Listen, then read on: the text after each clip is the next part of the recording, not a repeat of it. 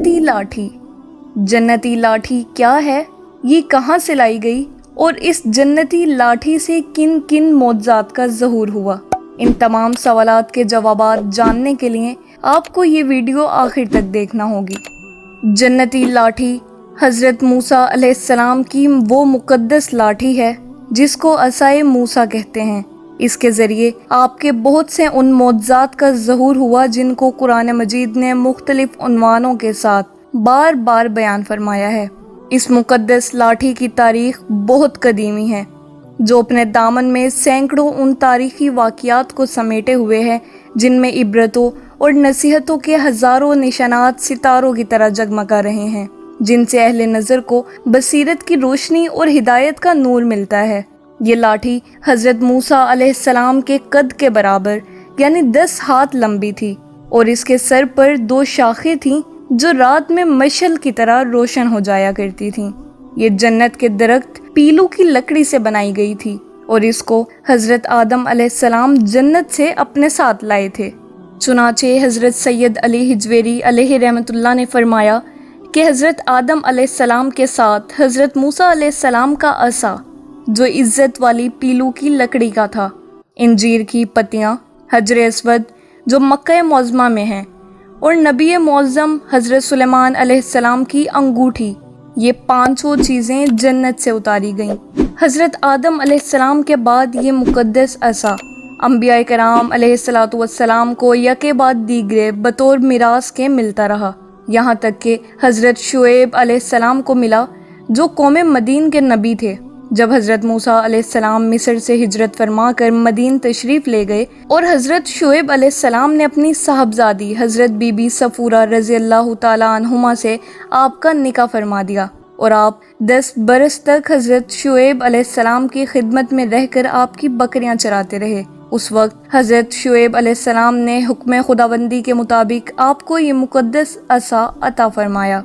फिर जब आप अपनी ज़ोजा मोहतरमा को साथ लेकर मदीन से मिस्र अपने वतन की तरफ रवाना हुए और वादी मुक़द्दस मकाम तुवा में पहुँचे तो अल्लाह ताला ने अपनी तजल्ली से आपको सरफराज फरमा कर मनसब रिसालत के शर्फ से सरबुलंद फरमा दिया। उस वक्त हज़रत हक़्जल मजदा ने आपसे जिस तरह कलाम फरमाया, कुरान मजीद ने उसको पारा नंबर 16 सूरह ताहा में इस तरह बयान फरमाया, तर्जुमा कंजुल ईमान, और ये तेरे दाहिने हाथ में क्या है ए मूसा? अर्ज़ की, ये मेरा असा है, मैं इस पर तकिया लगाता हूँ और इससे अपनी बकरियों पर पत्ते झाड़ता हूँ और मेरे इसमें और काम हैं। दूसरे कामों की तफसीर में हज़रत अल्लामा अबुल बरकात अब्दुल्ला बिन अहमद नसफ़ी अलैहि रहमतुल्लाह ने फरमाया कि मसलन उसको हाथ में लेकर उसके सहारे चलना, उससे बातचीत करके दिल बहलाना, दिन में उसका दरख्त बनकर आप पर साया करना, रात में उसकी दोनों शाखों का रोशन होकर आपको रोशनी देना, उससे दुश्मनों, दरिंदों, सांपों और बिच्छुओं को मारना, कुएं से पानी भरने के वक्त उसका रस्सी बन जाना और उसकी दोनों शाखों का डोल बन जाना, बवक्त ज़रूरत उसका दरख्त बनकर हस्बे ख्वाहिश फल देना, इसको ज़मीन में गाड़ देने से पानी निकल पड़ना वगैरह।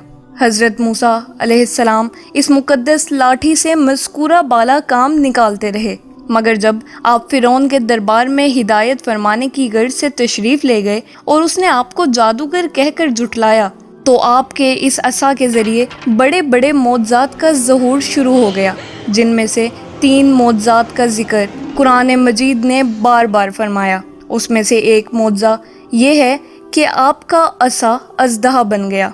इसका वाक़या ये है कि फ़िरौन ने एक मेला लगवाया और अपनी पूरी सल्तनत के जादूगरों को जमा करके हज़रत मूसा अलैहिस्सलाम को शिकस्त देने के लिए मुकाबले पर लगा दिया। और इस मेले के अज़दहाम में जहाँ लाखों इंसानों का मजमा था, एक तरफ जादूगरों का हुजूम अपनी जादूगरी का सामान लेकर जमा हो गया और उन जादूगरों की फ़ौज के मुकाबले में हज़रत मूसा अलैहिस्सलाम तन्हा डट गए। जादूगरों ने फ़िरऔन की इज्जत की कसम खाकर अपने जादू की लाठियों और रस्सियों को फेंका तो एकदम वो लाठियां और रस्सियां सांप बनकर पूरे मैदान में हर तरफ फनकारें मारकर दौड़ने लगीं और पूरा मजमा खौफो हरास में बदहवास होकर इधर उधर भागने लगा। और फ़िरऔन और उसके तमाम जादूगर इस करतब को दिखाकर अपनी फतह के घमंड और गरूर के नशे में बदमस्त हो गए।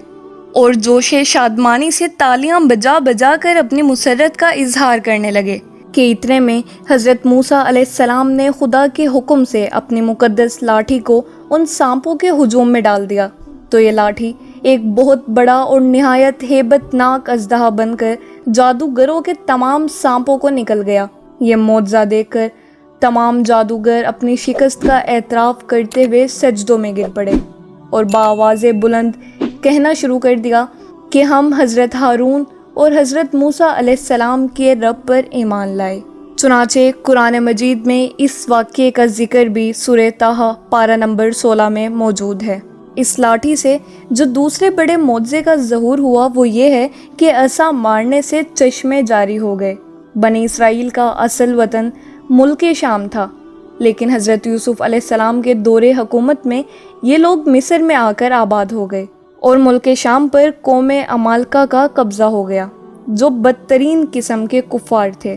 جب فرعون دریائے نیل میں غرق ہو گیا اور حضرت موسیٰ علیہ السلام کو فرعون کے خطرات سے اطمینان ہو گیا تو اللہ تعالیٰ نے حکم دیا کہ قوم عمالقہ سے جہاد کر کے ملک شام کو ان کے قبضے سے آزاد کرائیں۔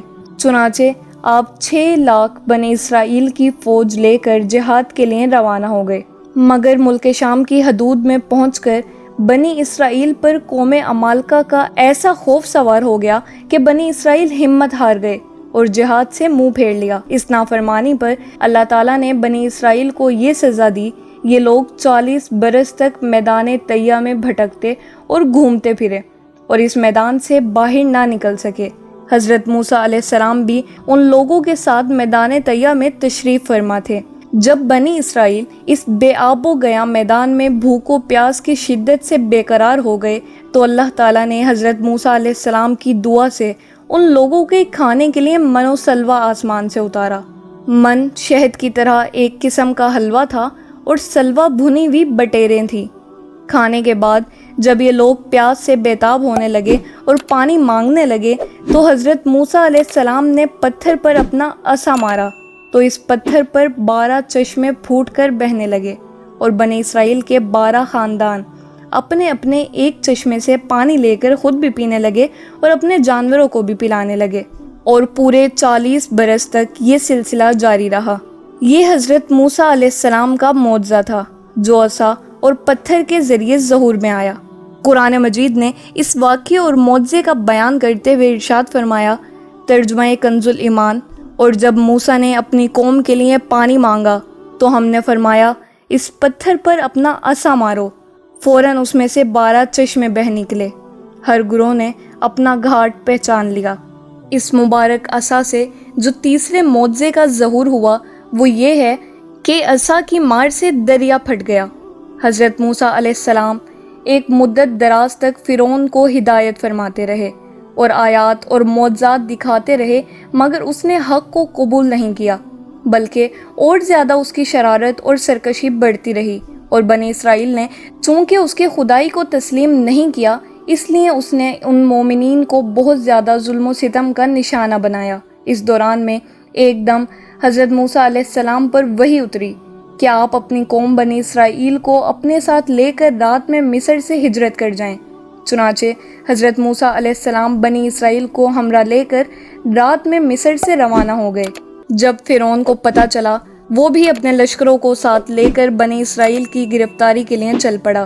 جب دونوں لشکر ایک دوسرے کے قریب ہو گئے تو بنی اسرائیل فرعون کے خوف سے چیخ پڑے کہ اب تو ہم فرعون کے ہاتھوں گرفتار ہو جائیں گے، اور بنی اسرائیل کی پوزیشن بہت نازک ہو گئی کیونکہ ان کے پیچھے فرعون کا خون خوار لشکر تھا اور آگے موجیں مارتا ہوا دریا تھا۔ اس پریشانی کے عالم میں حضرت موسیٰ علیہ السلام مطمئن تھے اور بنی اسرائیل کو تسلی دے رہے تھے۔ جب دریا کے پاس پہنچے تو اللہ تعالیٰ نے حضرت موسیٰ علیہ السلام کو حکم فرمایا کہ تم اپنی لاٹھی دریا پر مار دو۔ چنانچہ جو ہی آپ نے دریا پر لاٹھی ماری تو فوراً ہی دریا میں 12 سڑکیں بن گئیں، اور بنی اسرائیل ان سڑکوں پر چل کر سلامتی کے ساتھ دریا سے پار نکل گئے۔ فرعون جب دریا کے قریب پہنچا تو اس نے دریا کی سڑکوں کو دیکھا تو وہ بھی اپنے لشکروں کے ساتھ ان سڑکوں پر چل پڑا، مگر جب فرعون اور اس کا لشکر دریا کے بیچ میں پہنچا تو اچانک دریا موجیں مارنے لگا اور سب سڑکیں ختم ہو گئیں۔ اور فرعون اپنے لشکروں سمیت دریا میں غرق ہو گیا۔ اس واقعے کو بھی قرآن مجید نے پارہ نمبر 19 میں بیان فرمایا ہے۔ یہ ہیں حضرت موسیٰ علیہ السلام کی مقدس لاٹھی کے ذریعے ظاہر ہونے والے وہ تینوں عظیم الشان معجزات جن کو قرآن کریم نے مختلف الفاظ اور متعدد عنوانوں کے ساتھ بار بار بیان فرما کر لوگوں کے لیے عبرت اور ہدایت کا سامان بنا دیا ہے۔